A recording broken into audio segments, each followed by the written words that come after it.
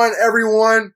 My name is Jamon McKinney, or you can just call me Juice because that is my nickname. Welcome, everyone, to the Juice Alert. If you have not subscribed to the Juice Alert on YouTube or on podcasting platforms, be sure to do that right about now. You will not regret it. You can find me on social media as well. I'm on Instagram and Twitter. Links to those, social media accounts will be in the description. And today, I have a special guest lined up for you guys today once again. He has been on the show in the past. He goes to the University of Southern California. He's an aspiring sports analyst, and his name is Reagan Griffin Jr., a good friend of mine. He definitely has a bright future in the business, in my opinion.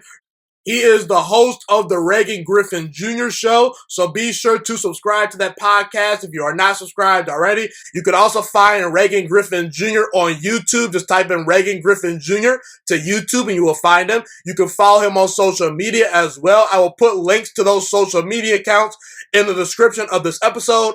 Today, me and my good friend Reagan Griffin Jr. are going to address his Philadelphia Eagles, as he is a Philadelphia Eagles fan, and he is mad about some of the things I've said about Carson Wentz over the past couple of weeks. We'll talk about Carson Wentz and the Philadelphia Eagles struggles. We'll talk about some top 10 head coaches in the NFL at the moment. Who are the top 10 head coaches? Who's overrated? Who's underrated? We will also talk about the Los Angeles Lakers.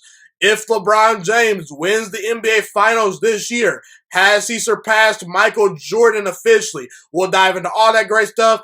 Also, guys, I do apologize for the delay of this episode. This is an episode that was recorded, several days ago. I just have not had a chance to get it out to you guys. I've been, dealing with a lot of things behind the scenes. I've been very, very sick. I will be getting right to watching some NFL games once I upload this episode to YouTube and podcasting platforms, as I plan on hopefully bringing you guys a solo show this week to discuss a bunch of things that have gone on in the NFL and the NBA lately, maybe some baseball we'll talk about as the postseason has gotten underway. But without further ado, I present to you guys a very good episode with my good friend Reagan Griffin Jr. This is episode number 17 of the Juice Alert. Hope you guys enjoy. All right, we are officially live. I'm joined by a good friend of mine, a guy that's been on the show in the past, Reagan Griffin Jr. How you doing, Reagan, man? I'm doing great. It's another beautiful day in Southern California, man. I know you out there in the East Coast, so it's starting to get fall where you're at. I'm still living in the summer, bro. Yeah. No doubt. So, Reagan, you've been on the show in the past. Obviously, you've got the Reagan Griffin Jr. Show going, all that great stuff. But tell people a little bit about yourself. Maybe give us a fun fact about Reagan Griffin Jr. that the people may not know. Obviously, the last couple of times that you were on the show, you were on via phone. Now people get to see your face. So, just tell people a little bit about yourself. Hopefully they're not too disappointed by my face, man. Playing with you. No, man. Grew up in a lot of different places. I was born in New Jersey, moved to Kennesaw, Georgia, 45 minutes outside of Atlanta. From there, moved to Apple Valley, California, which is kind of like in the high desert, Victorville, Barstow area of California. My sister went to UCLA. I moved from there to Memphis. Then I moved from Memphis back out to Southern California for college. I go to USC. Fun facts, I played football, basketball, track and field growing up. That's kind of how I found my way into this industry, is just, having a voice and also having a passion for sports. I was all right at track, man. Back when I was 12, this is my claim to fame. When I was 12, I was third in the nation when it came to the 80-meter hurdles. There's your fun fact, but I don't know. I'm not that interesting of a dude, man. You're gonna have to kind of look me up and see what I do to get the whole spiel going. I got podcasts, shows. I try to stay busy. I do writing on the side, all that good stuff. You can see me in the Undefeated, a letter to my white friends, and then I had a piece in there about my hair and what that means to me and why people shouldn't ask me to cut all that off. So yeah, a lot of interesting stuff going on my end, man. Gotcha. Well, Reagan, the last time you were on the show, you were talking about the Philadelphia Eagles. We talked about the Philadelphia Eagles. That was one time when you were on the show. The last time you were actually on the show, we talked some NBA. But the first time we talked about the Eagles, and I told you the Washington football team was going to beat the Eagles in week number 1. And you kind of said, nah, can't see it. Well, Reagan, Before we get into, some NFL topics, we'll talk a little bit of Lakers basketball because you are a Lakers fan. I Yes, need sir. an apology to the Washington football team from Reagan Griffin Jr. because you were wrong about that, man. I don't like to, toot my horn too much, and I really don't. But I Right. said in the offseason Washington was the most underrated team in all football. I had them winning about 7 games this year. A lot of people had them going 3-13, maybe 4-12. I said 7 wins. A lot of people called me crazy. There's possibility I could be wrong, but I think that they're trending on the right direction. So, Reagan, I need your apology to the Washington football team. Yeah, I need that apology, man. Man, you bringing the receipts on me already? I can't even get 10 minutes into the show. No, yeah, you did say that to me, and I remember I shot that down wholeheartedly. I think I might have laughed, bro. I shot that down pretty quickly, but I will say this, right? And all credit due to the Washington football team for what the product that they put on the field. I definitely underestimated the talent that they had. All hats off to Ron Rivera for what he's doing right now. The dude's, going through a difficult time. I can't imagine or speak to what it is to go through something as difficult as what he's going through. But the dude is coaching through it and persevering. That's extremely admirable. So hats off to the Washington Redskins, or excuse me, Washington football team. Still trying to break that habit, but I will say this in defense of my football team: they have possibly the worst injury luck in the NFL, man. Possibly the worst injury luck in the NFL ever since 2017. Even that year where they won the Super Bowl, you had Darren Sproles, you had Jason Peters, you had Jordan Hicks. So many starting players that meant a lot to the team were injured. Ever since that year, it's just been year in and year out. We saw it at the end of last season. Carson Wentz is playing with Boston Scott and Greg Ward. And at the beginning of this season, man, no Austin or no age or who's the left tackle? Andre Dillard. Andre Dillard. Yeah, Andre Dillard. Yeah, thank you. No Dillard. He's out for the season, so you got to shift Peters over to left tackle now. You have 2 guards who really haven't even played NFL snaps: Nate Herbig and Matt Pryor, who's not all that good. So Carson Wentz is he's under fire, man. So you go into that Washington that situation. You got Chase Young and Ryan Kerrigan breathing down your throat. That's not a good situation for Carson Wentz to be in, and obviously, he did not have a good game at all. That was the first time throughout his career where I could point to him and say, "You're the reason that the Philadelphia Eagles lost this game." And that hurt. That hurt. But I do think that it's going to persevere. I think they're going to get through it. But if you want a formal apology, man, here it is. I apologize for doubting that Washington team, man. They got a little bit more juice than I thought they would. Yeah. I just wanted to kind of talk about them a little bit more. Do you think that their team is on the rise? I'm a big Dwayne Haskins fan. You know this. I would kind of say this probably is his rookie season just because last year he was thrown into the fire, playing for a coach that did not want to draft him, playing behind a bad offensive line, not a whole lot of weapons around him. It's funny, he dropped in the draft. He went to a dysfunctional team. You think when you drop in the draft, you go to a pretty good team, but he kind of, dropped to a team that wasn't all that great. So I'm kind of just saying I want to see a full 16 games from Dwayne Haskins. And usually when I'm evaluating a young quarterback, especially if they're on a bad team, I give them about 3 years just because, rookie year, okay, all the success is house money. Second year, want to see improvement. Third year, give me a final product. Okay, but yeah, Haskins, kind of wait and see with him. But that defense, there's something to hang your hat on right there, man. Chase Young, Montez Sweat, Deron Payne, Ryan Kerrigan. Secondary is a little bit of a question. They could add some pieces to their linebacker core, but Ron Rivera, I think that he's a pretty good coach. We're going to talk about top 10 head coaches pretty shortly, but I think that he's a top 10 head coach. And I think that if you're a Washington fan, you should at least be calmly optimistic. I agree with you, man. They definitely have the pieces, right? Another guy you didn't mention, Landon Collins, is a guy that I very much like and a guy that I'm familiar with, being an NFC East. My team's in the NFC East. We had to face him 2 times a year. I was hoping he left the Giants, right, and I wouldn't have to worry about that dude anymore. Lo and behold, the dude ends up in Washington. So we still got to concern ourselves with his talent, man. But I agree with you. Another guy, Jonathan Allen, very talented. And what they're doing right now in Washington is, I always feel like the best way to build a football team is in the trenches and then build out from there. You get your quarterback, you get an offensive and defensive line, and then you worry about the other stuff later. And that seems like what they're doing. You got Chase Young, you got Allen, you got Montez Sweat, you got a lot of young, talented pass rushers. Then on the offensive end, you have Brandon Sheriff. They're still kind of working on the offensive line, but it's getting there, right? So I do see a future for this team. And if there's anyone, like you said, that can kind of right the ship and direct things and be a leader of these young guys, it's Ron Rivera. The dude's definitely proved himself to be that guy at this point. So I'm with you, man. I'll buy the stock. I'll buy the stock on Washington right now.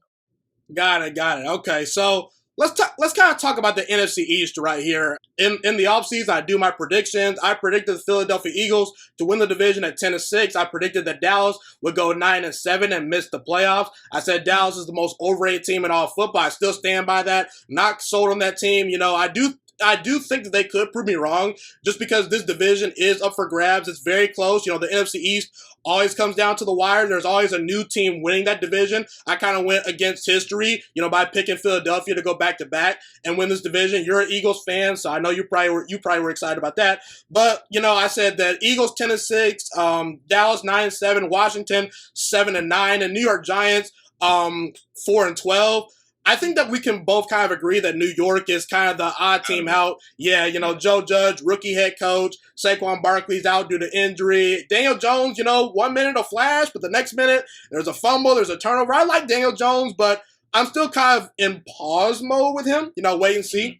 So, Reagan, I got to ask you, man, I know your Eagles have looked bad, but I like Carson Wentz. I like Doug Pederson. I think the Rams are better than I thought they were. I'm not going to give, Carson Wentz and Doug Pederson too much of a pass for losing to Washington just because they had a 17-point lead. But I don't know. I just trust that the Eagles will get it together despite the injuries. They're the most injury-riddled team last year, and they still found a way to win the division. And I don't know. I just can't trust Dak Prescott and Mike McCarthy to pull through. I'm not completely sold on McCarthy. I've numerous times on the show said that I'm not a big Dak Prescott fan. Be honest, because actually I think that last time you were on the show, you actually picked the Cowboys to win the division. I could be wrong. That sounds like something I would have done. I do think they're the most talented team in football. So I think I probably said Dallas winning the division and then the Eagles making a wild card. Where do you stand? Where do you stand currently right now? I do think Dallas wins the division. At the way the Eagles are going, man, I'm not sure if they can make the playoffs with this team.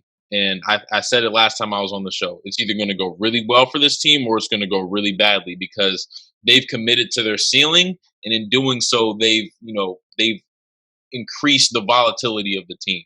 And right now, we've seen about as worse as it could get. Jalen Reagor's out, and they're going to have to do a lot of 12 personnel, and that kind of goes against what Carson Wentz's tendency is to want to do, which is throw that thing downfield and let it fly a little bit. I think this Eagles team is one that I was thinking about this a lot this week because I knew I was coming on the show. They're not good hunters at all. They're not good when they're the hunted at all. When they have expectations that they're supposed to be a good team, that they're supposed to be one of the better teams in the league, they fold. They fold. And we've seen it in years where they were supposed to be good and then they look terrible and then teams counted them out. And now that they're the hunters, now that they don't have the target on their back, they're the ones shooting the arrows. Great team. And Doug Pederson, he's one of those dudes that, when he gets into a mentality that he doesn't have anything to lose, that's when his best play calling gets done, because that's when he starts taking risks. That's when he starts, doing things and being creative with his offense that he wouldn't normally do. Don't be surprised if you see Jalen Hurts start stepping on that field in the near future. I see that coming the way the Eagles are going. I've seen this team dig itself into some pretty bad holes before, but I've also seen them dig themselves out of these holes. So I'm not going to be the one to count them out, but in the same time, I'm not feeling very confident as a fan right now.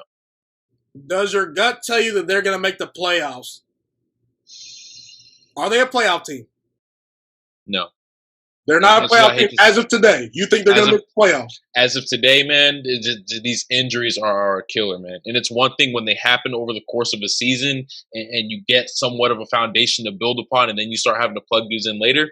When you come off the bat, Dillard out for the season, Miles Sanders, he's fortunately recovered. But when you come off the bat and you have a depleted offensive line, man, that is tough. Like I just said, trenches win games. And right now, offensively, they're going to lose just about every game that they play in the trenches, man. So it's going to have to take some real heroics from Carson Wentz if this team's to be a playoff team. But the way their schedule looks and the way they've looked thus far, I don't see it. Yep, it's getting rough for Philadelphia. Carson Wentz, I expected him to maybe take a step this year. He's kind of, taking that step back a little bit. I understand there are injuries. We'll get to Carson Wentz a little bit later down the road. Personally, I'm going to still roll with the Eagles to win the division. But, hey, man, I definitely could be wrong about that. But we shall see. I appreciate that, man, because you have more faith in it than I do at this point. I appreciate the faith that you have. But, just watching those games, man, as an Eagles fan, there's times where I just have to turn it off. It's time I can't even watch what's going on the field, man. It's bad. Well, my team, the Green Bay Packers, we're pretty good. And just so you know, y'all going to lose week 13. You're going to lose week 13. You guys are going to lose week 13.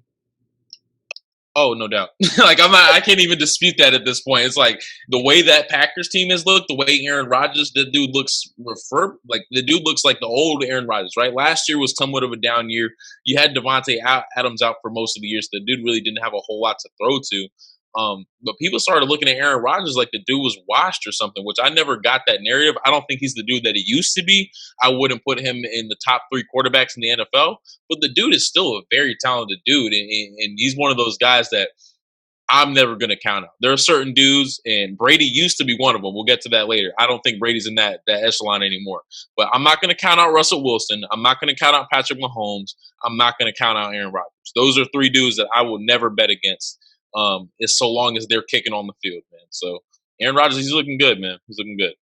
Yeah, no doubt. Aaron Rodgers and Matt LaFleur are definitely clicking. You know, second year in the system, I felt that Green Bay was an 11-5 football team. I think that they're on pace to do some damage, man. Maybe we could get to 12 or 13 wins. I don't know, but we'll see, man.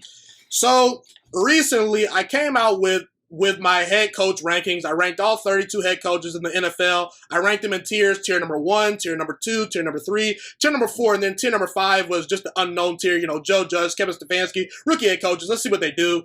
And, you know, my criteria for that was I based it off of 6 different traits. The first trait that I look for when evaluating if a head coach is elite or if he's good or not is the presence they bring. You know, do players respect that head coach? Adam Gase, I'm out on that trait. Bill Belichick, I'm in on that trait. You know, are they a great decision maker in high leverage situations? Do you go for it on 4th down? Do you kick the field goal? What do the analytics say? So I measure that. Are they organized? How are they spending timeouts? You know, can they adjust week to week? You know, not just week to week, but drive by drive, play by play. The elite head coaches, in my opinion, adjust play to play and drive to drive, man. So those are 4 traits right there for you. The next 2 traits are, like, if you have a bad offensive line, you shouldn't be taking a bunch of deep shots down the field. You know, do they work to their personnel? You know, and last but not least, do you know X's and O's? Are you creative? You know, can you come up with some great schemes? Okay, so those are the 6 traits that I look for. My top 10 head coaches, I had number 1, Bill Belichick, number 2, Andy Reid, number 3, Mike Tomlin, number 4, John Harbaugh, number 5, Sean Payton, number 6, Doug Pederson, your guy, Philadelphia Eagles fan, Reagan Griffin Jr. right here, number 7, Pete Carroll, number 8, Sean McVay, number 9, Ron Rivera, number 10, Kyle Shanahan. I can repeat that list if you want, but what are your thoughts on my list? Where will you push back? And you know, what are your thoughts? You know, my elite head coaches, the 6 coaches I had in the elite tier was the top 6 guys. You know, I had Doug Pederson as the last guy in the tier, Sean Payton, Harbaugh, Tomlin, Reid, and Belichick. You know, what are your thoughts on my list? I wonder about Sean Payton. I do. And I would almost venture to say that I would flip Pete Carroll and Sean Payton, just because I know why you probably put Pete Carroll in that second tier is just because decision making in high level moments. It's hard to get that Super Bowl decision to throw a slant route out of your head, right? But I do think that Pete Carroll, for what he lacks and maybe that decision making in high leverage moments, and he's come up with some pretty damn good decisions in those moments too. He's a guy that people will just run through a brick wall for, right? Everybody on that team, no matter whether it was the Legion of Boom era or this current Russell Wilson driven era, everybody on that team is willing to run through a brick wall for that head coach. And he's a fiery dude, oldest coach in the NFL, but still has all the fire that he would have had when he was here at USC. So I might, if not flip Sean Payton and Pete Carroll, I would at least give an extra spot in that elite level tier to Pete Carroll. I think he's an elite NFL head coach. I appreciate that you put Doug there because I do think when he's at his best, elite head coach hands down, and not a whole lot of people would say that or think that. But you know, I'm glad you recognize where he's coming from. I might have Kyle Shanahan up a little higher than 10. I think 10 might be too low for Sean. I would take Kyle Shanahan over Sean McVay. I think from an X's and O's standpoint, as great as Sean McVay is, I think Kyle Shanahan is that much better, man. I truly do. When we look at those 2 quarterbacks, Jimmy G and Kyle or Jared Goff, the 2 dudes are similar from a talent standpoint. I might give Goff the slight edge when he's at his best, but I agree. I think Goff is a little bit better. Yeah, just a tad bit better, right? And he has a little bit more ebbs and flows than I would say Jimmy G does. But for what Kyle Shanahan is able to do and what a weapon he's turned in George Kittle into. You look at all the motions, you look at all the way he creates open space for that offense. Sean McVay kind of looked like he got figured out last season. What he's able to do this year, it remains to be seen. But as of this point in time, if we're going on the sample sizes that we've seen from both coaches, I'll take Kyle Shanahan before I take Sean McVay. The reason why I have Kyle Shanahan a little bit lower is just because, if you recognize the trend right here, the top 6 coaches all have won Super Bowls, okay? Actually, the top, let's see right here, the top 7 have all won Super Bowls. So Kyle Shanahan's not quite in the elite tier, just because, we've seen him in the Super Bowl, fold, whereas Doug Pederson has won a Super Bowl. We'll get to that a little bit later. We'll talk about Doug Pederson a little more in depth because you are an Eagles fan. But, Sean McVay, his worst season was a 9-7 season, man, last year. And I think that should count for something. Kyle Shanahan for his career has a losing record. That's not the case with Sean McVay. And looking at Jared Goff, I do believe that Jared Goff is more talented than Jimmy Garoppolo. But you look at Jared Goff with his rookie year, the guy was not good. He was bad. I understand that he was put in a bad situation, but I got to give Sean McVay a lot of credit for developing Jared Goff and getting the most out of Jared Goff. He's one of those coaches that kind of, is in the headset for a little bit longer, talking to Goff, seeing what's at the line of scrimmage, talking to him. So I do think that McVay elevates Goff more than Goff elevates McVay. So I think that, right here. No doubt about that. Yeah. So, I had McVay at number 8, Ron Rivera at number 9, and Kyle Shanahan number 10. I'm willing to flip that, potentially down the road. But just because Kyle Shanahan for his career has a losing record, I understand that Jimmy G's been hurt sometimes, but we've seen guys like Mike Tomlin be able to win games with backup quarterbacks, and I know Sean McVay's not been asked to do that. But for now, I just want to see Kyle Shanahan continue to evolve. And listen, he's going to have a big test because the 49ers, Nick Bosa's out for the year. Jimmy Garoppolo's dealing with injuries. I believe D Ford might be out for some time. He's going to be tested. So I'm willing to change that over time, but I'm just kind of wait and see. It's interesting because he's an offensive head coach. So that's really going to be – that ball's going to be in the court of – I forget the dude's name, but he had a lot of coverage last year just because of how fiery he was. Robert Saleh, that's who it is, the defensive coordinator. That's really in his court what he's going to be able to do. But I want to ask you this question because I think this is really why I take Kyle Shanahan over Sean McVay. If you flip the talent, right, you gave McVay the 49ers offense and you gave Shanahan the Rams offense, who do you think is doing more? I think that Shanahan's a little bit more creative, but at the same time, I think that when I'm given the most amount of talent, I think that McVay can maximize that.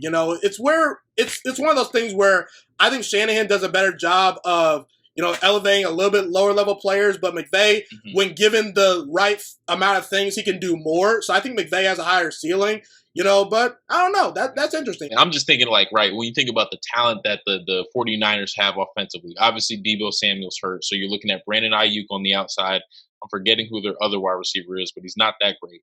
Obviously you have Kittle. The offensive line is pretty solid, but I would want to see what Kyle Shanahan would do with a Robert Woods and a Cooper Kupp and a Tyler Higbee and, the Darrell Henderson and I don't know. I think that you give him that level of talent because I look at that Rams offense as one of the elite offenses from a talent standpoint in the NFL. You give that to Kyle Shanahan. I think are they elite because of their talent, or are they elite because of Sean McVay? Because before Sean McVay got there, we didn't see a whole lot of Robert Woods and all those guys. You know what I'm saying? That's interesting. Yeah, I got to give credit where it's due. But who in the hell was thinking of George Kittle before Kyle Shanahan touched the 49ers, true. Right? And now the dude's probably, if not the best tight end in the NFL, the second best tight end. So I think there's something to be said for both dudes. If it's a preference thing, I'm going to go with Kyle Shanahan, but I can understand Sean McVay too.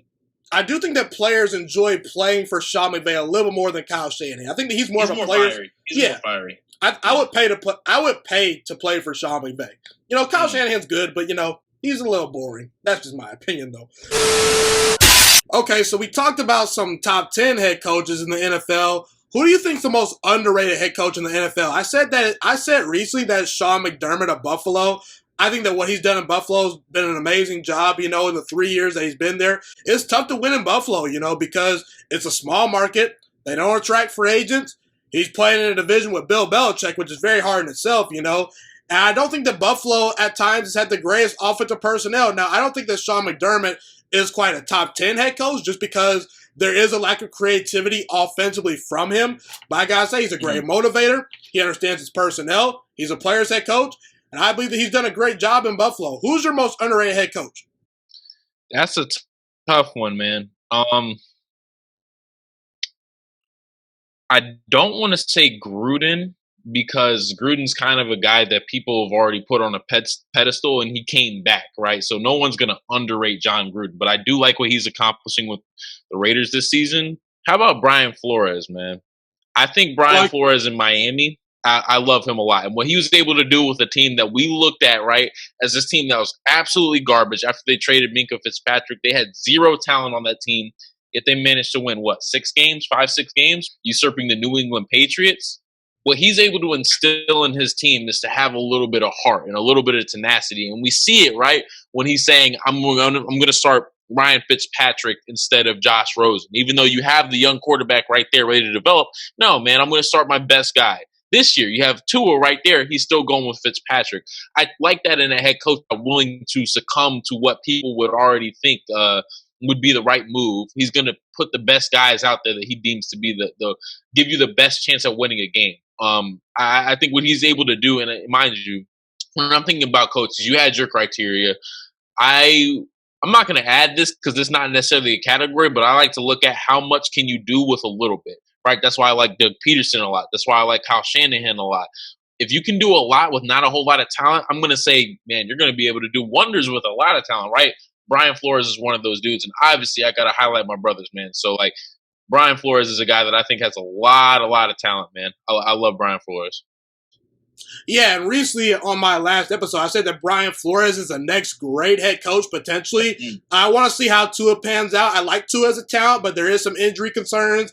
You know, I'm 1 foot in on Tua. That's all I'm going to say. I'm 1 foot in. You know how you get to the pool, you want to see if the temperature is, warm or hot. You stick 1 foot in the pool. I'm 1 foot in on Tua. Yeah, I'm 1 foot in on Tua. But I will say, if Tua works, I think Brian Flores is going to turn that team around because Miami, I like what they're cooking, man. I really do. Don't expect them to make the playoffs this year. They're about a year away. They need about one more good draft. But yeah, I love Brian Flores. I like what he's done. Who's your most overrated head coach? I think that we both agree that's probably Bruce Arians. Yeah, I don't like Bruce Arians. And for the sake of some diversity, right, I agree with you on 100%. I think Bruce Arians was a great head coach a couple of years ago, maybe like a decade ago, right? But for today's NFL, when I'm hearing things like, well, I'm not going to throw a bunch of times to the tight end, when he was asked the question, why is Rob Gronkowski not getting more targets? Why would you not use all the tools that you have in your toolbox if you're Bruce Arians? I think he is a guy that developed a lot of really good quarterbacks, right?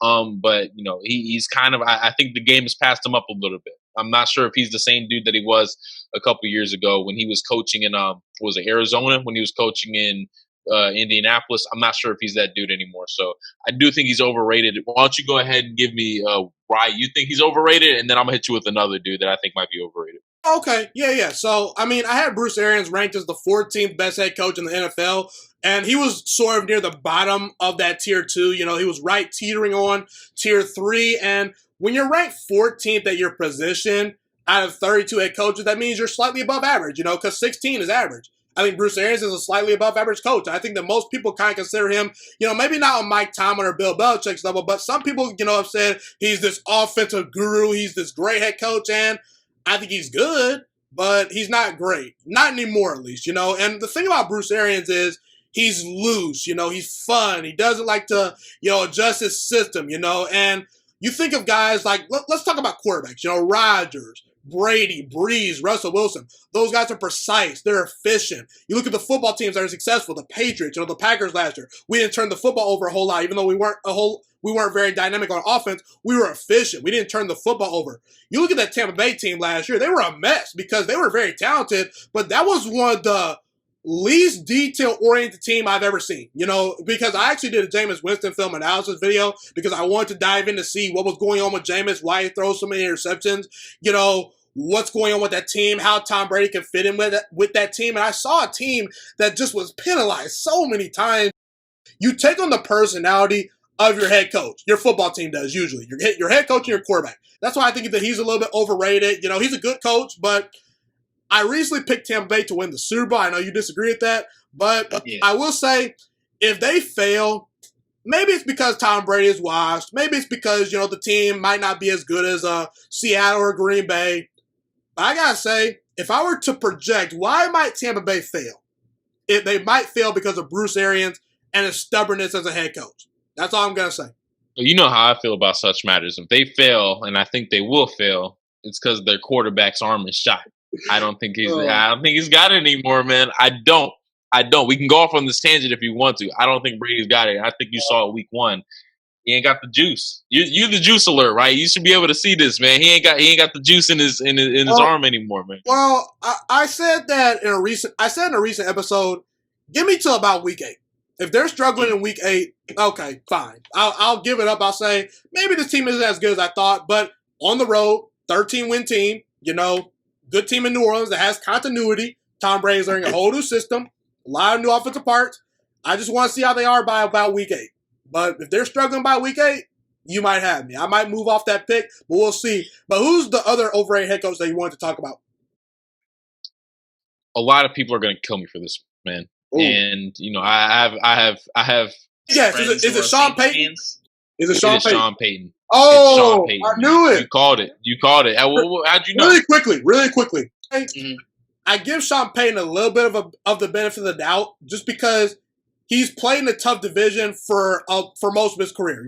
Cam Newton and Matt Ryan have been to Super Bowls. They're former league MVPs. It's tough to win in the NFC South when you're going against those quarterbacks 4 times a year. It's hard to win that division. I don't think that, for a while, New Orleans had given him the necessary personnel on both sides of the football to be successful. For a while, Drew Brees didn't really have a great defense. He's not really a defensive guru, but the organization did not put a lot of talent on the field for him to work with on defense. And I think that outside of Michael Thomas, he's working a lot of magic with not a lot of great wide receivers, because outside of Emmanuel Sanders that they added this year, who does New Orleans really got? I think that Sean Payton does a lot with less sometimes. But yeah, go ahead. Well, he's been there for a very long time, right? And you had his name is the very tall Saints wide receiver that was really good. Was it Marcus Colston? Yes, that's the one. Yeah.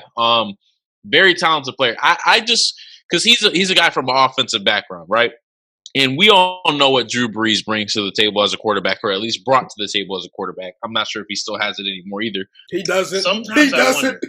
It sure don't look like it, right? It sure don't look like it. But sometimes I wonder if the Saints, if is it a scheme, is it play calling, or is it the talent that they put on the field? Because when you target Michael Thomas as much as you do, right, and we think about a guy like the greatest offensive coaches, right, the McVays and the Shanahans and the Doug Pedersons, they spread the love around. When you're force feeding it to Michael Thomas, how can I say that you're really that great of a? I mean, this isn't to discount how good he is as a football minded talent, right? But it doesn't take a genius to put 2 and 2 together. Say this is the best receiver on the field. This is one of the best receivers in the NFL. Let me throw it to him a bunch of times. I don't know how much he actually provides from a schematic standpoint. And I'm not going to hinge my argument on this either. But remember, Sean, this is a dude that had suspended, right, because he was putting bounties out on dude's head. It feels like he kind of has to do a lot of extra stuff to make himself or make the teams kind of be better. You know what I mean? Like his legacy is hinged on that Super Bowl, right? And he takes the risk with the onside kick. And that's what makes a great head coach, right? If you're willingness to take risks. But I don't know how much he actually functionally brings on a consistent basis rather than, an energy thing. And I don't know, man. It's a gut feeling thing. I feel like that team has always went with Drew Brees, not necessarily Sean Payton. And if you give him a different quarterback, right, I don't think he's doing the same thing. Like the greatest coaches of all time, I feel like would have done a lot, man. Bill Belichick, we see what he's doing with Cam Newton right now. I feel like if he doesn't stumble himself into Drew Brees, right, because the San Diego Chargers, for whatever reason, didn't value Drew Brees as a great quarterback, I'm not sure he wins that Super Bowl, and I'm not sure if we view him in the light that we currently do. I disagree, because what was Drew Brees before he found Sean Payton? You gotta ask that question, because he was in a floundering San Diego Chargers environment. That's what I don't think that was the situation, man. He just needed an opportunity.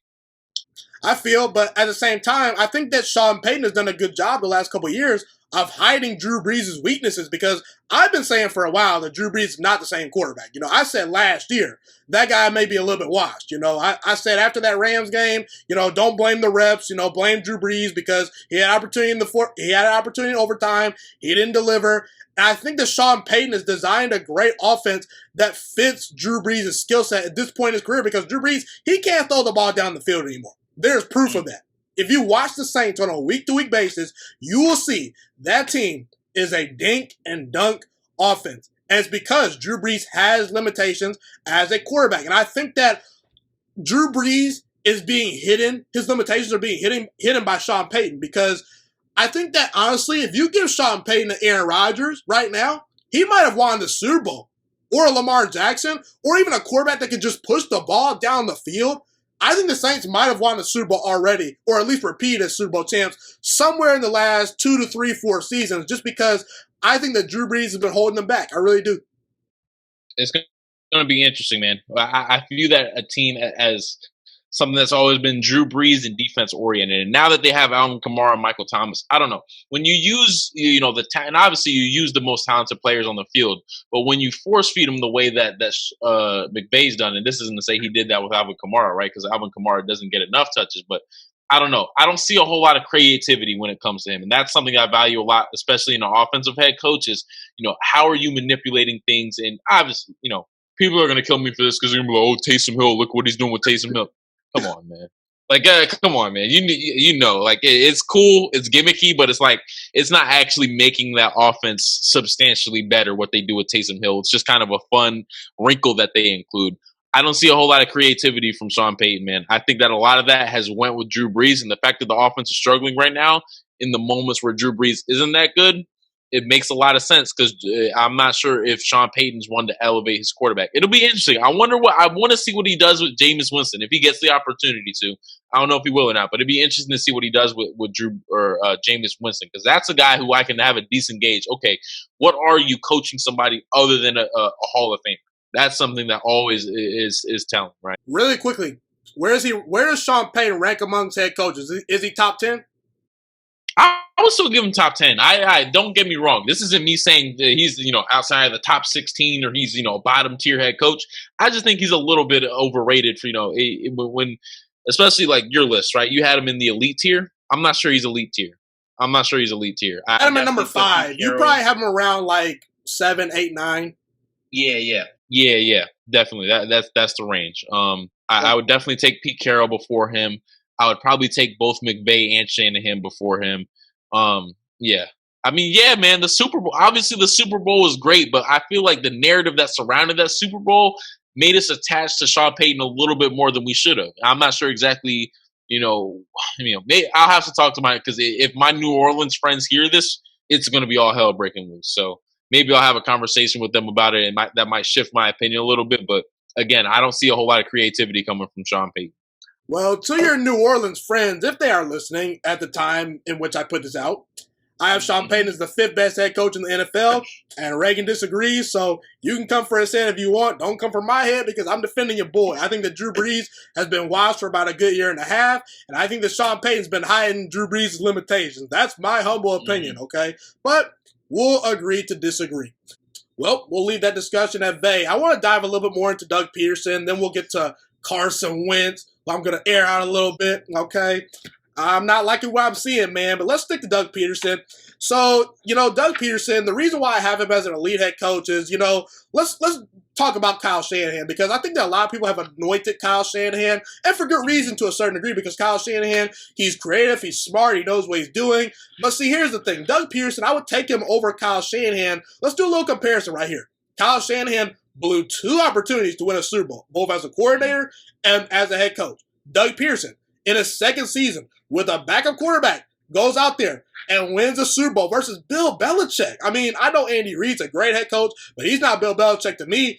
Doug Pederson took down Bill Belichick. I'm just saying, man. And Kyle Shanahan, for his career, has a below 500 record. Doug Pederson That's not the case. Doug Pederson, for his career, I believe, I didn't write the record down. Shame on me, but I believe that he's about 10 games over 500. The last 3 seasons, he's had winning seasons. He's gotten this Eagles team to the playoffs. Last year, dealing with all those injuries to the offensive line, the wide receiver core, some injuries on the defense. I mean, the fact that he won that division over a very talented Dallas Cowboys team definitely is something that I'm impressed with, man. I think that Doug Pederson is creative. He's smart. He understands his personnel. He makes very good decisions in high leverage moments. The one thing I will say about Doug Pederson, though, is where I'm, kind of going to give some pushback to where he may not be as good as a Tomlin or a Reed or a Belichick, is because I think Doug Pederson does a great job of adjusting week to week and, being great on script. But sometimes, he drive to drive and play by play, I just don't see the adjustments that are necessarily there. So that's the one thing I would knock Doug Pederson for. And like you said earlier, sometimes when Doug Pederson is, the hunted, his team doesn't perform. But when they have their back against the wall, that's one of the best head coaches in all of football. So there is a little bit of inconsistency to Doug Pederson. But man, I gotta say, I believe that he's one of the 6 best head coaches in all of football, and I believe he's an elite head coach. What do you say to that? Is he an elite head coach? He checks all the boxes, right? He has the Super Bowl. You talked about, you want a guy where the players enjoy playing for the guy. That's Doug Pederson, hands down. You talk about a guy who makes the adjustments and who's a great X's and O's guy. He's of all the teams that I've been a fan of, and I've seen mind you, I've watched Chip Kelly coach, right? I watched Chip Kelly coach that Eagles team. Doug Pederson is probably the most creative coach I've ever observed on an in-depth basis, right? There's probably more creative coaches out there, but I haven't observed them as much as I've observed Doug Pederson. But again, all of that comes when his back is against the wall. I want to see Doug Pederson in the way that he to agree with you, I do think he's an elite head coach. But for him to enter that Mike Tomlin, Andy Reid, Bill Belichick conversation, those guys, year in and year out, when people know I got to worry about the Steelers, I got to worry about the Patriots, I got to worry about the Chiefs, they still come with something extra, and they come with something different, and they come with something that they hadn't seen before, right? I don't see that from Doug Pederson. Doug Pederson, he kind of gets figured out, and then he comes with something new rather than anticipating people figuring out. That's the next evolution for Doug Pederson, but I do think he's an elite head coach, man. I'm glad you said that because not a lot of people will recognize him as an elite head coach, but the dude, like you said, he won a Super Bowl with a backup quarterback, with an injury-riddled team. And the more that I look at that season, it was a miracle, man. That should not have happened. There's no way that team even makes it out of the second round of the playoffs. I mean, you go to that Julio catch with Jalen Mills covering him in I think that was a wild card game. Damn near a catch. I was watching, that was damn near a catch. And then he just called a beautiful game against Minnesota. And I remember everyone had anointed Minnesota. That was after the Minnesota Miracle, Stephon Diggs throwing his helmet. That was actually the year they had the Super Bowl in Minnesota, I believe. Yes. In Minnesota. And everyone thought it's destiny, man. It's destiny to happen. And what does Philadelphia go and do? Doug Pederson has what I still think is the greatest game of his career. They dropped so many points on that dominant Minnesota defense with Nick Foles, man. And I'll never forget the flea flicker, right? Who calls that flea flicker? But it worked like a charm, man. So, Doug Pederson is an elite head coach, and anyone who says otherwise, I'm not sure is watching enough of Doug Pederson or football in general, man. Yeah, and again, going a little bit back to Nick Foles, I like Nick Foles. I believe that he, when it matters most in the playoffs, he's definitely a guy that can come through for you if you give him protection, if you give him a good offensive line, he can win you games. But Nick Foles outside of Philadelphia has been meh, MEH, meh. In Kansas City was okay with the Rams, not good. What was his other team? Oh, the Jaguars last year. Couldn't beat out Minshew. I like Minshew, but yeah, it just didn't pan out. But yeah, Doug Pederson, definitely an elite head coach, and anyone that says otherwise, I disagree with that, man. All right, let's address the elephant in the room. Carson Wentz. Go ahead. I was saying, are we getting into it, man? You go ahead and do your intro, but no more intros, man. We gotta get right into this because Carson Wentz. I've been a guy that has defended Carson Wentz a lot. Actually, I believe Carson Wentz, as of right now, is still a top 10 quarterback. He's got a very strong arm. He moves well in the pocket, and when Carson Wentz is at his best, he's a great quarterback. But the more and more time that goes by, the less and less I believe in this guy, Carson Wentz. That's just plain and simple. I recently made a video that was titled Carson Wentz is too inconsistent to be considered an elite quarterback. And I firmly believe that, okay? Let me address the quarterbacks I believe are elite at the moment. I believe that Mahomes, Wilson, Rodgers, Watson, and Lamar, those are the elite quarterbacks. I don't put Wentz in that category. And I think that those guys are more talented than Wentz and more accomplished than Wentz, and you could point to Watson and Lamar. Watson's won a playoff game. Wentz is not. You look at Lamar Jackson. Lamar Jackson won an MVP. I know Carson Wentz was on pace to win MVP in 2017, but he got injured. Lamar Jackson has never been injured in his career. And for what it's worth, the guy's 21-3 in his career. So I'll take Lamar over Wentz despite him not winning a playoff game. And I don't know, man. Did you know that Carson Wentz in his last 28 games is 13-15.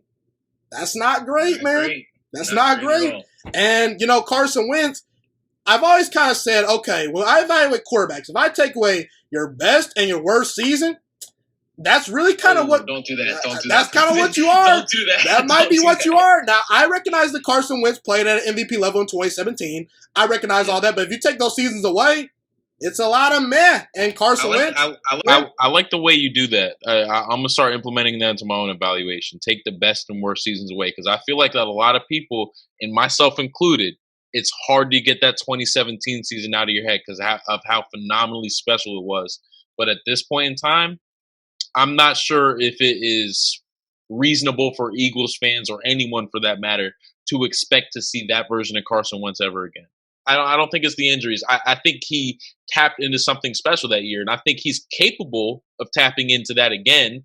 Down the line, I still think that Carson Wentz can achieve that level. But at this point in time, am I willing to expect that from Carson Wentz? Because after that 2017 season, right, I'm going into 2018 thinking that Carson Wentz is coming back. Then he had the back issue, so I'm like, okay, 2019, here comes 2017 Carson Wentz. Not really there. He had some special moments at the end of the 2019 season that got us to the playoffs. Now I'm in the 2020 season. I'm expecting 2017 Carson Wentz. Still not coming, man. So at this point, I'm dumb to expect that the 2017 Carson Wentz is going to be coming back. And I think that it will over time, but for me to have that expectation, I don't think it's fair to the Eagles, and I don't think it's fair to Carson Wentz at this point in time.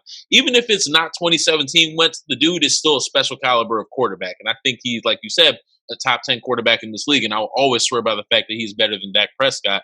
But to expect that caliber, because that quarterback right there, that was a top 3 quarterback in the league. 2017 Carson Wentz would be a top 3 quarterback in this league today. I would probably take him over Lamar Jackson. There's only 2 dudes I would take over 2017 Carson Wentz, and that's Patrick Mahomes and Russell Wilson.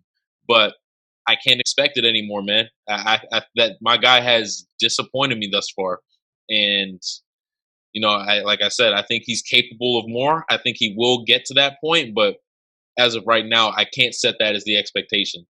Yeah, and I kind of thought that Wentz for a while was borderline elite, like just right there, right. And maybe if he makes a playoff run and maybe wins a playoff game, I can maybe put him in that elite tier because really all he's missing is some playoff success. And he would have won that Seahawks game, man. And that's what I feel like sucks about Carson Wentz is the fact that, so much of it is situational and so much of it is just like one butterfly effect thing that happened, put a whole series of events that went against Carson Wentz.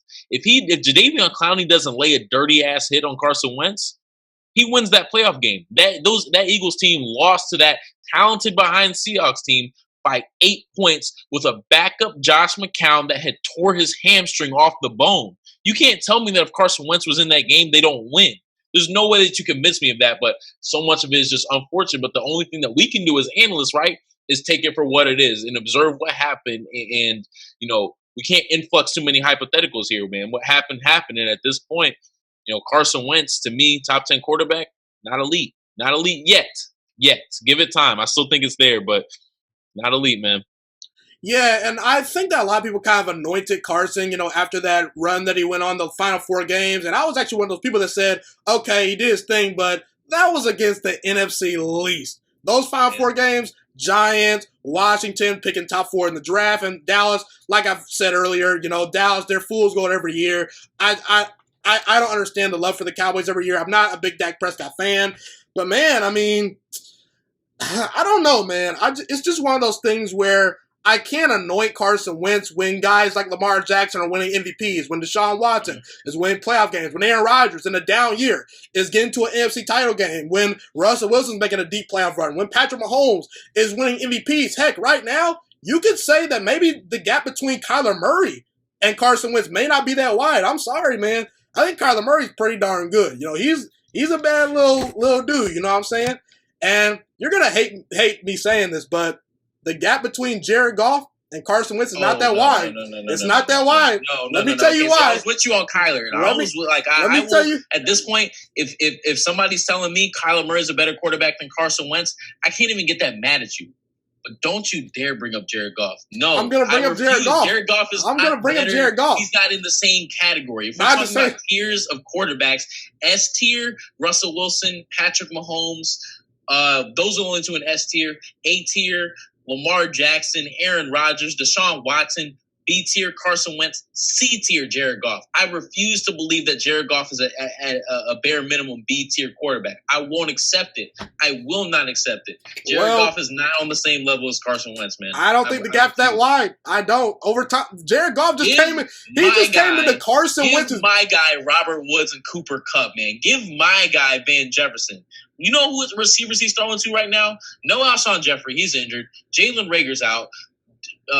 Freaking Deshaun Jackson is a shell of his former self at this point. I hate to say it because I love Deshaun Jackson, but the dude has not been providing little to anything, right? Zach Ertz is always solid. Dallas Goedert's always solid, but they really seem to be going 11 personnel more than they want to go 12 personnel, which is beyond me in its own right. But give my guy what Dak has. Give my guy what Jared Goff has and see what he does with it. Because the last time he had elite level talent around him, 2017 Carson Wentz. Jared Goff, if Carson Wentz misses the playoffs this year, and listen, I'm not trying to hear all these excuses for Carson Wentz because if you're that guy, you got to elevate the players around you. I want to see the consistency from Carson Wentz because, like I mentioned earlier, you know, when he's on, but there's just not the level of consistency. And that is proven by his 13 and 15 record in his last 28 games. Jared Goff has virtually never been injured he's never been injured outside of his rookie year. Yeah, his rookie year he got hurt a little bit, but I think he's more durable than Wentz. And Jared Goff's worst season was last year. He won 9 games in a down season. He didn't win 9 games. He's never had back-to-back winning seasons. Aaron Donald won 9 games. Carson Wentz has never had back-to-back winning seasons. Jared Goff has. I'm not saying Jared Goff's better than Carson Wentz. Back-to-back winning seasons. Sean McVay had back-to-back winning seasons, man. I can't. The things that I see happening, this is where it kind of gets tricky evaluating quarterbacks because you have to let the results speak for themselves, right? And wins are part of it. But at the same time, you have to look at everything that's happening around the quarterback and think, okay, how much is the quarterback actually contributing to what's going on with the wins? And I think a guy like Dak Prescott, as great as he is, and don't get me wrong, when I say Carson Wentz is better than Dak Prescott, I'm not trying to diminish the greatness of what is Dak Prescott, what is Dak Prescott. And I'm not trying to diminish the greatness of what is Jared Goff. But those two quarterbacks from a talent standpoint can't hold a candle to my guy. They can't hold a candle, but the pieces around them contribute to winning. Give Carson Wentz those pieces, and I'm convinced that at some point or another, you're going to see 2017 Carson Wentz. And I understand. You can't keep making excuses for dudes. This is why I don't say Carson Wentz is an elite quarterback anymore, even though in my heart of hearts, I still feel that way. I can't honestly say that he's in that tier based on the production, but no, man. Jared Goff. Dak has a playoff win. Jared Goff has a playoff win. Where's Carson Wentz has a playoff win? Okay, he's a running back, though. We're not talking about running. Give my guy Ezekiel Elliott in a healthy offensive line and Amari Cooper. I want to see it.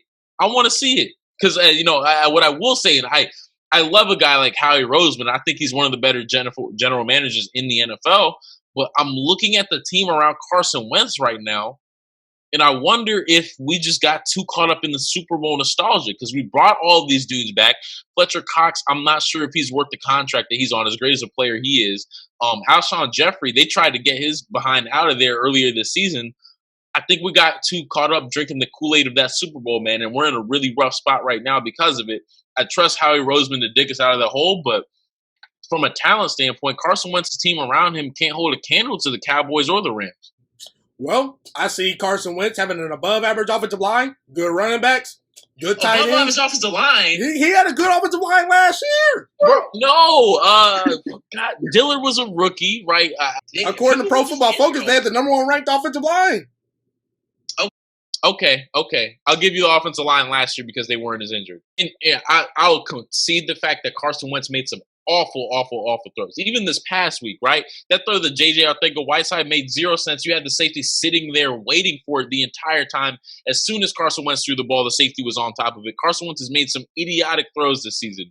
And what I get from it is that he's trying a little too much to play hero ball. And this is the same thing that I feel like afflicted Jameis Winston when he was in Tampa Bay, that you feel like you have to do a little bit too much to contribute to winning that you really don't have to do. If you just protect the football and dink and dunk downfield, you'll be able to accomplish what you want to accomplish. But, Carson Wentz, that's a product to me of the fact that he, in his mind, he knows that he's a great quarterback and he knows he's capable of leading a team to a great season, man. And I know he hears the analysts, right? I know he hears these people talking.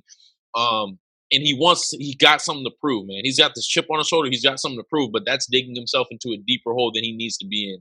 If I had one thing to say to the dude, you're a great quarterback. I think you can be a top 5 quarterback in this league. Let the game come to you. Because that's what he's not doing right now, is not letting the game come to him. But he gets his head on straight, man. That dude's a baller. You and I both know this. Yeah, and I think that Carson is better than Goff and Dak Prescott. I'm just saying. Okay. I don't think the gap is that wide. I don't. All right, well, enough talking about Carson Wentz right there. We're going to talk some basketball right here a little bit, then we'll get into some NFL topics to end the show. Reagan Griffin Jr., the guy that's joining me right now, host of the Reagan Griffin Jr. show, he is a Los Angeles Lakers fan, and so far, Lakers are looking pretty good, man. So, Reagan, I wanted to get your thoughts on how the Lakers have looked during this postseason. I think that they're the best team left remaining. What are your thoughts on the Lakers season overall and just their playoff run so far? Man, it's really, as a Lakers fan, right? And as, you have kind of two different kinds of Lakers fans. You have the Lakers fans that are unrealistic about everything, think they can get every player, think they can win a championship every year. And then you have the Lakers fans like me that are kind of a little bit more realistic. But that unfortunately seems to be either a minority or a quiet majority.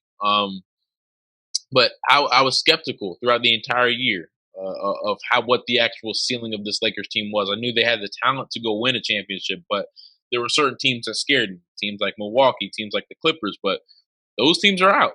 I think Giannis got exposed for the fact that his game just doesn't have enough layers to, to sustain a playoff run. And then the Clippers, they just didn't care enough, man. The Clippers did not care enough throughout the entirety of the season. They didn't, their North Star wasn't an NBA championship. Their North Star was usurping the Los Angeles Lakers. And having that mentality ultimately was their downfall because the Denver Nuggets had a certain level of energy for the Clippers that the Clippers didn't have for the Denver Nuggets. But to talk about the Lakers, man, I agree with you. I think they're the best team remaining. I still worry about the role players at times. And they've played very, very well throughout the entirety of this playoff run. I think Kyle Kuzma stepped it up defensively a lot. He's been hitting his open threes very well. Danny Green has been pretty disappointing. But Rajon Rondo, I wasn't sure if playoff Rondo was still a thing, but the dude's been balling out. He's a guy that the Lakers offense can go to when they don't have a LeBron on the court facilitating things, right? Rondo can run an offense, and that was something I was concerned about. Dwight Howard's been playing very well. Alex Caruso stepping it up defensively, and that's a guy that I feel like a lot of people like to put the meme label on him, like he's a Brian Scalabrine, one of those dudes. He can ball. Dude can ball. Alex Caruso is a baller, man. So the role players have been playing very well. Just the back of my mind tells me, maybe that luck is running out at some point, and maybe that's just the Lakers skeptic in me. But at this point in time, I would venture to say that I think they're going to win the NBA championship. Yeah, I will say that at this point in time, I'm in on the Lakers winning the championship. Yeah, I am too. So yeah, like I said earlier, I believe the Lakers are going to win the championship. Reagan believes that. So Reagan, I want to talk about LeBron James because the question is going to come up if LeBron wins a 4th title. Is he the greatest player of all time? Now, in the past, I've said that I don't anticipate LeBron catching Michael Jordan, but I did say this. I'm not one of those people that has said LeBron can never pass Jordan, even though I do think that probably will be the case. If I were to project, I'd say LeBron comes up short of passing Michael Jordan, at least in my book. We talked about this in the past. I believe Michael Jordan is the GOAT, 10 scoring titles, more all defensive teams than LeBron James. I believe that Michael Jordan was the better free throw shooter, the better shooter overall, the better offensive player, the better defensive player. You know, LeBron might be more versatile defensively just because he's bigger, you know, taller, stronger. But, you know, Michael Jordan, as far as on-ball defense, I mean, he's won Defensive Player of the Year. That guy's one of the best defenders I've ever seen. And I know that a lot of people point to LeBron has the more career points, more career rebounds, more career assists. I understand that premise, but I kind of look at how good are you at your peak. You know, at your peak years, how good are you? Because Karl Malone, he's second all-time in points. He's not a better scorer than guys like Kevin Durant, Kobe Bryant, you know. So I'm more leaning towards what are you average, you know, what were you like at your peak? You know, that's kind of how I evaluate things. I believe that Jordan not only was a better offensive and defensive player than LeBron James, but at his peak, he was just better. And he's got the accomplishments too. You know, he's won Defensive Player of the Year. He's got more regular season MVPs. He's got more finals MVPs. He's won more NBA finals. He's perfect in the NBA finals. But I will say, if LeBron James wins 2 more championships, I will name him the greatest player of all time. Because eventually, I just think the longevity, you have to count that. You have to count the longevity because we can say Michael Jordan went 6 for 6, but LeBron's going to go to 10, maybe 11 NBA finals. That's almost double the amount of finals that Michael Jordan went to. And if you're not in the finals, that means you got to eliminate before the finals. And I don't care what anyone says. I want to go as far as I can go, you know. But I will say, if LeBron wins this championship, I won't be mad if you call him the GOAT. I can't name him the GOAT. I can't say he's the greatest player of all time just because he's had those shortcomings versus Dallas, versus San Antonio. And I don't think he's a better player than Jordan. He's not more talented than Jordan, in my opinion. That's just my opinion. But I got to ask you this question. If LeBron wins the title this year, is he the GOAT? And if he's not the GOAT, if he wins the title this year, what will it take? My philosophy is when it comes to this sort of stuff, it's probably disappointing to people because we like to kind of categorize and quantify these things, right? You have to win X amount of championships. You have to score X amount of points. You have to do this, that, and the other to qualify for being the GOAT. To me, it's something less tangible than that, right? There's a certain feeling that's palpable that you get from certain players that create a legacy, right? And the thing that makes Jordan the GOAT to me, obviously you have the accolades, obviously you have the accomplishments, but Jordan just had this larger than life persona, right? And we saw it when it came to The Last Dance, right? He had this mythology that when it came to him, where people were just in awe of his presence. The dude entered a room and owned the thing. You know what I mean? And that's not to say that LeBron doesn't have the same thing, but there's a little bit more of a tangible quality to LeBron because we've seen him bested, right? We've seen him go down to Stephen Curry. We've seen him go down to Kawhi Leonard. By the way, you threw in a little shot at my guy Kevin Durant. I know you believe Steph Curry's better than Durant, but that's a little shot. That's petty right there. It's a little bit of a side. It's a little bit of a side. Durant's got the 2 finals MVPs, man. Come on now, but go ahead. Carry on. How about we do this, right? We'll give the one to Stephen Curry. We'll give the other to Kevin Durant. We'll call it a day, right? But we've seen LeBron go down, and that makes him a little bit more attainable. What I mean by attainable is that, you know, other players, we've seen him at his lowest, right? When it came to Jordan, no one ever saw that. We didn't see the decline or the fall of Jordan. He kind of just ended things on his own terms, and because of that, he's a little bit more mythological. He's a larger than life figure that I'm not sure if LeBron James, no matter what he does, he can't attain that. I don't think he can attain that. So to answer your question, no, he's not the GOAT if he wins a championship this year, and I don't think he'll ever be the GOAT, man. I don't think that he can access the same level of, you know, wonder that Jordan accessed when it came to NBA fans, and that's fine because LeBron's gonna have one hell of an NBA career when it's all said and done. And frankly, to say that you're the second greatest NBA player of all time or the second greatest basketball player of all time, there's no shame in that. And to rank these things and kind of say that Jordan's above LeBron and Kareem and Kobe, you know, I feel like to some extent or another kind of diminishes what the players have done over the course of their careers because even when we get down to the 15th greatest player of all time, that's one hell of a basketball player, right? So, no, LeBron won't ever pass Jordan in my mind. There's just no way. He can do nothing to pass Jordan. He couldn't do it. Okay, let me rephrase. Whoa. He'd have to do some really very realistically, if he wins 2 titles, he's still not the GOAT. Because that's my criteria. If he wins 2 titles, I will name him the GOAT. I've said this. So if he wins 2 titles, he's not your GOAT. He's not my GOAT. No, he's not my GOAT. He'd have to pull something extremely ridiculous, man. He'd have to do something out of this world, whether it's basketball-wise or something societally. That's extremely ridiculous for me to put him in that echelon. But I within reason, I'm not sure if there's anything that he can do to make him the GOAT, man. And that's unfortunate because I love LeBron. I'm a LeBron fan. He's the Lakers person. I was a LeBron fan before he even stepped foot in a Lakers jersey, right? But I don't think he can do anything to access Jordan's level of societal clout. See, people, y'all think I'm a LeBron James hater. I'm not a LeBron James hater. I just call it like it is. And I even said he can become the GOAT one day. Now I got Reagan over here saying, nah, I don't see it. I can't see it, man, because it's like when it comes to Jordan and it comes to legacies, right? When we saw LeBron, and part of it, I think Jordan benefits from the fact that he wasn't in an era where the sports media was scrutinizing every little thing that went wrong throughout his career, right? We don't have all of the receipts of everything that happened to Jordan over the course of his career that made him, not be the GOAT, right? And really quickly, we might have the receipts, but they've died down because he played a long time ago. They're not like rammed into our heads because there wasn't a first take and there wasn't a Skip and Shannon, there was no Colin Cowherd doing all that stuff, right? But when it comes to LeBron, we have these Skip Bayless sound bites, and to say that you obviously don't want to say that perpetuates into your mind because you want to be a free thinking individual. But there's no way that you can't not think about these things when these narratives are being thrown all about willy nilly on social media and in the sports media world, right?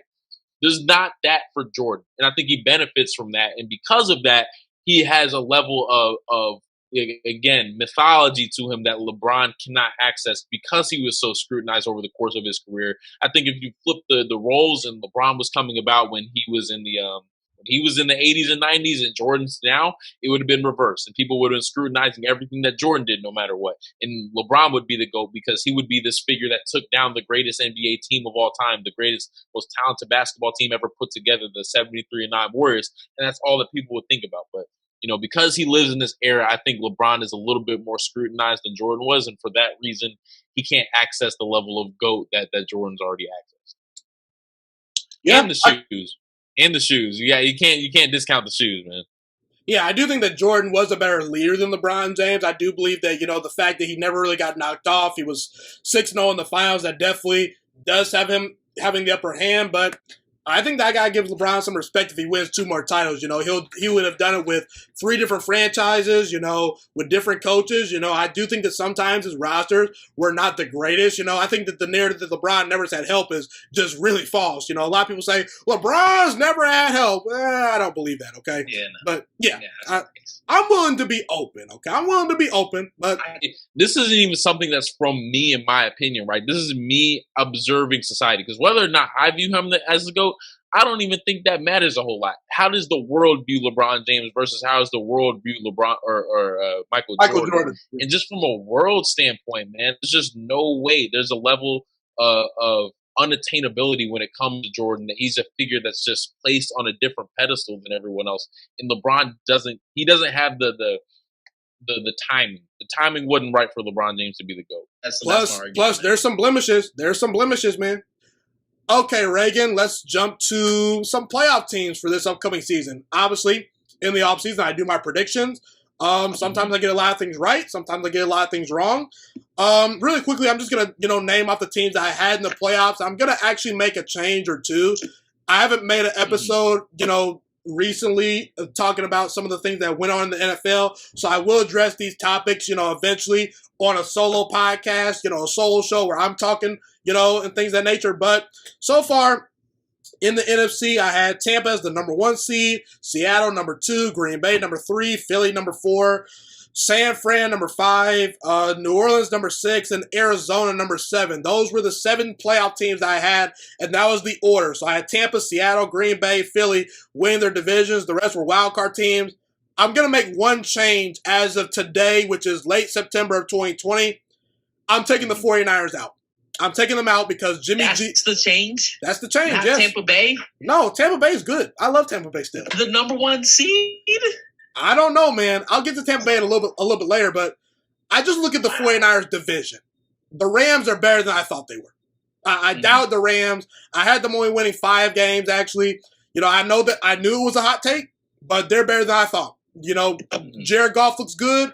The offensive line is better than I thought. The defense is pretty good. I like what I see from the Rams. And the 49ers, I had them winning 10 games to start the year. And now that Bose is out for the year, now that D Ford's had some injuries, now that the wide receiver core is sort of iffy with all these injuries, I don't think they make the playoffs. I don't. Football's so finicky. Like, those things happen. Can't nobody knock you for that, man. I mean, injuries happen. And this weekend, it was bad in the NFL all across the face of the league. So I can't even knock you for taking the 49ers out, man. No one saw that coming to that team. Yeah, and I'll get to you in a second, but in the AFC, I have Baltimore, Kansas City, Patriots 3 seed, Texans 4 seed. Texans, yes. I have the Texans in there. I actually still have the Texans in there. I believe in Deshaun Watson, so I think they're going to make the playoffs. Then I have Buffalo. Then I had Denver, which I'm moving off of in a second, okay? And then I had Cleveland. And I'm going to make one change. I'm going to take Denver out of the playoffs. Not Cleveland? No, not Cleveland, no. I'm going to take Denver out of the playoffs. Man. Because, see, here's the thing. Denver, they had injuries they had not great offensive line play to begin with. Juwan James opted out. I was disappointed about that when I made my prediction because he was supposed to be playing. He's not going to play anymore. Bad offensive line. Drew Lock's out for a couple weeks. Cortland Sutton's out for the season. Von Miller's out for the season. They just lost 2 major players. So I'm going to take Denver out, and I'm going to put Tennessee in. I like what I've seen from Tennessee. Who are your playoff teams, man? That's interesting. Cleveland makes it, man. I don't know if I'm a believer in Cleveland. Specifically, I don't know if I'm a believer in Baker yet. Yeah, but I'll get to mine. In the NFC, I'll start there. I have first seed. I'll give it to the Seahawks. I very, very much like the Seahawks. I got to shout out Russell Wilson. I'm not sure if you've heard of the tag, like hashtag let Russ cook. Yeah. Basically, just let Russell Wilson do what Russell Wilson does. Let him be the focal point of the offense. He's great enough to do that. And it seems like they're going to let him do that this year. That team's going to be damn good. So I'm going to put the Seahawks at 1. I'm going to take your Packers at 2. I will take the Cowboys at 3, as much as I hate to say that. I'll take the Saints at 4. I'll take the Cardinals at 5. I'll take the Rams. Okay. And are you going to put Tampa in there?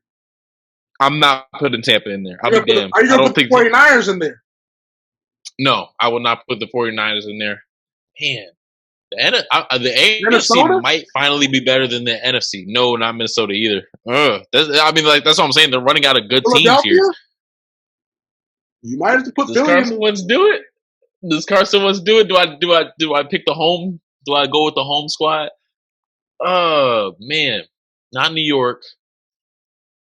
I'll say Philadelphia. Why not? Why not have a little bit? As much as I bashed my team today, I'll sprinkle a little bit of faith in them. I'll get taking that 7th seed, going up against who other than the Seahawks, man. Maybe that's Carson Wentz's redemption story. Oh no, the first team gets a bye, so that would be the Packers. We'll take y'all out too. It don't matter. We'll take on anyone. That's the underdog. That's underdog Philly, man. That's underdog Philly. They're different. We'll see. But really quickly, why do you have Tampa missing out on the playoffs, man? Brady doesn't have it anymore. I refuse. I mean, I saw it week 1. You even saw it a little bit last week. I didn't think it would work between him and Mike Evans, but the touchdown that Mike Evans caught, right, wasn't even a deep ball. It was a back shoulder. Brady can't push the ball past 35 yards downfield. All right, I don't care how many coaches come out of training camp telling me, oh, his arm's better than last year, this, that, and the other. I don't care how much Bruce Arians tells me that. I don't care. Tom Brady ain't got it no more, man. And they have a team full of dudes. I saw Rob Gronkowski week 1. He can't move. He's nowhere near the athlete that he was. And, I don't want to come on here checking players and stuff like that, but the dude looks nowhere near like the athlete that he was when he left New England. Ronald Jones, as much as I love my USC guys, he's been less than impressive. Leonard Fournette, we know, and granted he had the run last week, right? But outside of that run, the dude wasn't putting in a whole lot of work. They have a lot of dudes who we think might be good, but really aren't all that good. And when I say that, I mean Gronkowski, Brady, Fournette, Jones. Godwin and Evans are going to be mainstays. They're always going to be good. But outside of those two men, I'm not believers in anyone on that Tampa Bay offense. I think people were drinking that Kool-Aid way too much, man. Way too much. Way too much. What are your thoughts on the defense? What are your thoughts on the defense? I think Levante David, is one of the, if not the most underrated players in the NFL. Very solid player. I think they have a decent pass rush. Secondary shot. And you have a shot secondary, and as great as their pass rush is, it's not good enough to hide that secondary enough. So I think teams are probably going to start lighting them up. When they play some really good offenses, they're going to get lit up. So, yeah, I'm not a believer in the team at all. All right, man. I've made a lot of Tampa Bay videos, so I'm just going to let y'all watch those videos. I'm not going to defend them here because they are off to a little bit of a slow start. But who do you have in the AFC making the playoffs? I'll agree with you. I'll take the Chiefs. Baltimore, Bills number 3. I think the Bills have a lot of. Josh Allen is making me eat crow right now. Really good. He's playing extremely well, and I didn't think he had this in him. It's almost Wentz-esque the way he's playing right now. I don't want to put too much pressure on him, but he's having the what is this, his year? He's having the third year leap that Carson once had in his second year. So I'll put Bills at 3. I'll take the. No, I can't put them there. I'll put the Titans at 4, Patriots at 5, Steelers at 6, and I'll put the Raiders at 7. Like the Raiders. Ooh, elaborate on that. Elaborate on that a little bit. John, and I know people have had their assumptions that John Gruden doesn't want Derek Carr as his quarterback, but Derek Carr, for his faults in his deep ball throwing, he's been pretty freaking good, right? And the mix between him and Henry Ruggs might not exactly work, but when you talk about dudes like, was it Braylon Edwards? Brian Edwards, yeah, he's pretty good. Yeah, Brian Edwards. Darren Waller. Darren Waller. Yeah, Darren Waller, Hunter Renfrow. He is those dudes on the underneath passes masterfully. And Josh Jacobs, my God, I got him on my fantasy team. The dude is great, man. And that offense is going to ebb and flow as Josh Jacobs does. And when you have a consistent back like that and a pretty decent offensive line, you're always going to be a decent offense. And that defense is good enough to, I think, hold opposing teams. You talk about a guy like they lost Carl, or they got rid of Carl Joseph, but they still have a lot of talent on the defensive end. I'm trying to remember some of those dudes. Sorry if this plane is bothering it. Man, who's some dudes on that Raiders defense? Max Crosby, he's pretty good. What's that? Max Crosby's pretty good. Yeah, he is pretty good. I'm trying to it's one of those teams, right? The Bills last year. It reminds me of the Bills last year. Well, because it's Gruden, right? We know what he brings to the table defensively. He built a really good defensive team in Tampa Bay. He's going to come back. Defense doesn't change a whole lot, man. Obviously, you have a lot more. The field is a lot more open, and people run a lot more. But as a functional, defense doesn't change too much now. So John Gruden's going to put a good defense on the field. The offense is a lot better than I thought it was going to be. I like what the Raiders bring to the table. Yeah, and I admitted the Raiders are pretty good, but I did not believe in Derek Carr. He's proved me wrong so far, and I'm willing to eat that crow. If Derek Carr goes out there and leads them to the playoffs, hey, I'm all for it because, I like what the Raiders have put together. Solid offensive line. I do believe that Gruden is an underrated head coach. Defense is a work in progress, but that offense, they can score some points, man. So I don't knock you for saying the Raiders. I want to see how Derek Carr continues to play before I anoint them. But we'll see, man. Well, right. Reagan, that's pretty much all I have, man. Anything else you want to say before you exit the juice alert? Y'all keep on running up this dude's stuff. Hey, what'd you hit, 2,000 subscribers the other day? I'm almost at 3,000 now. Almost at 3,000. So, yeah, stay tuned for that one, man. This dude's putting in a lot of work, producing a lot of good content. And the thing I admire the most, man? As much content as you put out, it never gets watered down. Every video says something, and that's important. It's one thing to say, oh, I put out a video every day. I put out a couple videos every week. And when you do that, a lot of people end up losing the substance in their videos. You're not one of those dudes, man. So I wish you all the best. I hope people continue to support you. I'm going to be in your corner, man. Much appreciated you for having me on. Yeah, no doubt, man. Well, we're going to end this show right here. It's been the Juice Alert, joined by Reagan Griffin Jr. on episode 17. Hope you guys have a safe day, and yeah, I'm out. Thank you so much for watching this video today. Please also note that the Juice Alert Sports Podcast is not just a YouTube channel. It is available on all podcasting platforms, including Spotify, Google Podcasts, iTunes, and Apple Podcasts. Also, if you enjoyed this video, be sure to like, comment, subscribe, and share this content with all your friends. This podcast is my favorite thing in the entire world right now. It is my passion. And I want more people to listen to this podcast. I really want this podcast to grow. Also, a fun fact about me is that I want to go into the sports broadcasting and media world once I graduate from the University of Toledo, a college in Northern Ohio. I am looking to become one of the next great sports broadcasters and analysts out in the world. And I potentially would like to start my own network if this podcast really truly grows. Or if I fall short of that goal, I would love to work for a big time network like ESPN or Fox Sports 1. I am open to all networks. So if you believe in my dreams and you see or hear my passion through the screen, be sure to tell all your friends about the Juice Alert Sports Podcast. Stay motivated, you guys. Have a God bless day, and I'm out.